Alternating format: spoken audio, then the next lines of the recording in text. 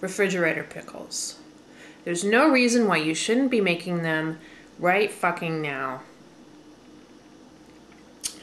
We're busy people with busy lives. Some of us are even getting busy, but not me.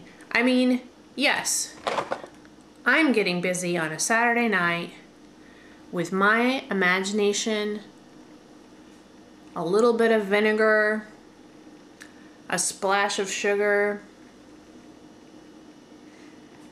and some cucumbers. Yes.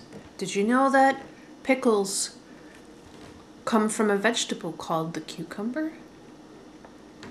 The cucumber was invented by the Greeks as a way to fend off the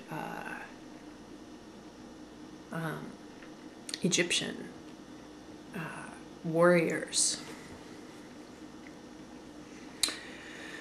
And then everyone got really turned on.